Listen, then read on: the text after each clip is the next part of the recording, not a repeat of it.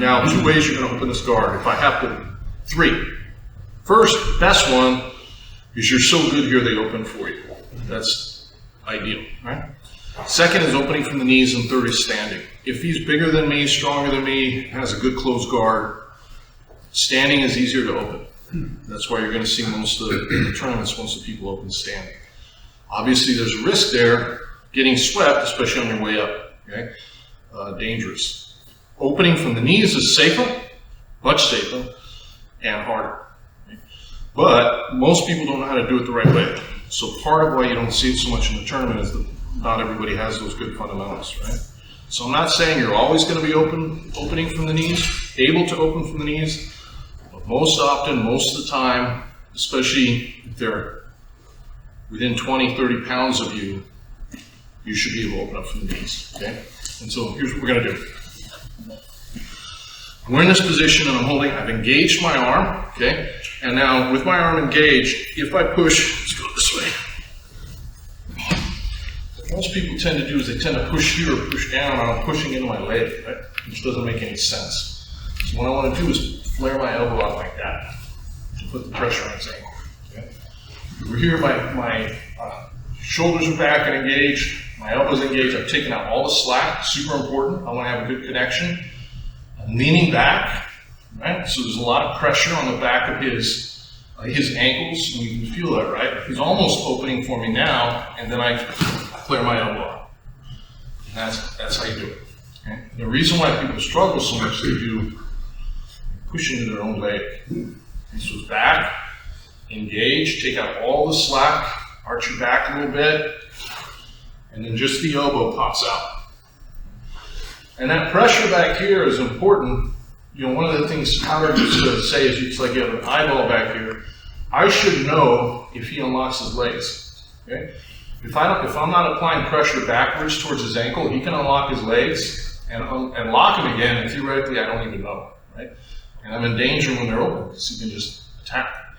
So as soon as I go here and I put pressure back, if he unlocks his ankles, I can feel it immediately.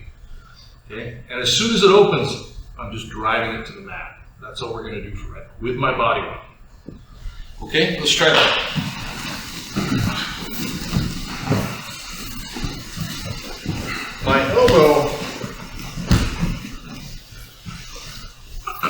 My elbow needs to be past his knee, not in front of it, right? So I'm actually sliding my elbow back to here.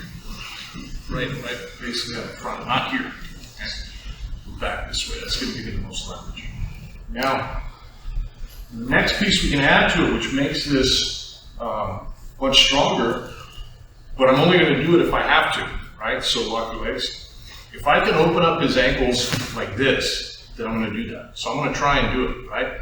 And only if it fails will I do this second part, because there's a risk associated with the second part. And the second part now is bringing my knee into the tailbone. And that's going to make everything tougher. The risk is most people, when they bring their knee in, when they shift, their head comes forward for a split second. Okay, so let me trade spots.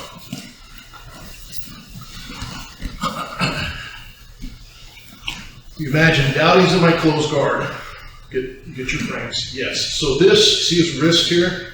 Imagine that's an invisible wall, right? As long as his head is behind this wall, and he has the posture I taught you, he's going to be very hard to pull forward.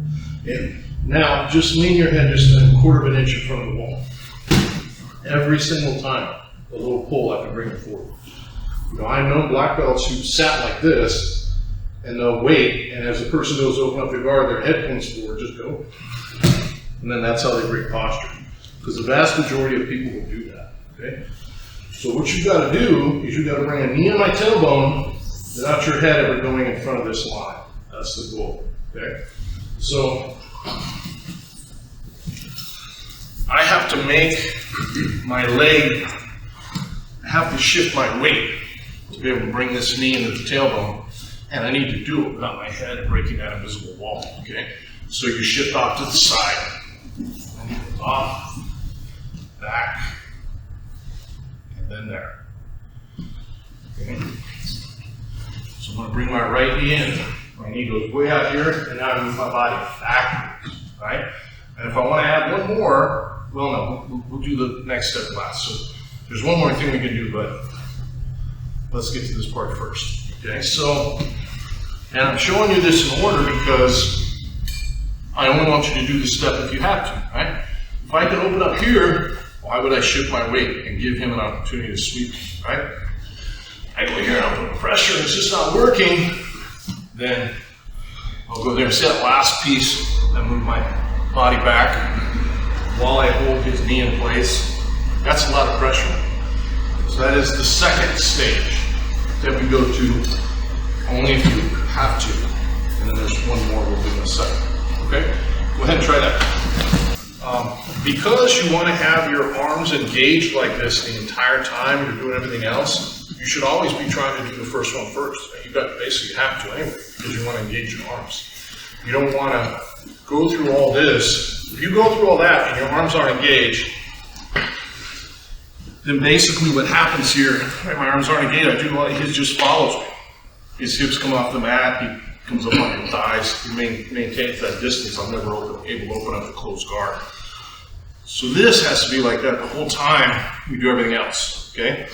Now last piece goes to what we were talking about when we did the guard passing at the beginning of class. It's not so much that I'm thinking about passing his guard, I'm just thinking about getting closer to him and taking away space, okay? So every opportunity to get closer, I'm going to get closer. So as soon as the leg unlocks, I'm going to drop it all the way to the mat, put my knee on it, and drop my chest. I know this is the shoulder that's coming up, so my body weight's going to go this way. My ear's going to go a little higher than his ear. Generally, I would fish for the underhook, right? But I'm going to just have my arms down for right now and focus again on using my body, not my arms. So I'm here. Good. And this is the position we're going to get in. And then the pass is easy. So it's just a habit. You take it all the way down to the mat, hit it with your shin, drop your body weight across. Your ear should be a little higher than there. Okay, that's the finish. Go ahead and try that. Put it all together. Thanks for watching. Make sure you subscribe, hit the bell for frequent updates because we're updating this every week. And make sure you comment and like and share our videos. We appreciate it, and we definitely try and respond to all the comments. And if you like what we're doing and you like the material, check out SBG University, SBGU, and you're going to see a ton more in much greater depth than what you see here on YouTube. Thank you very much.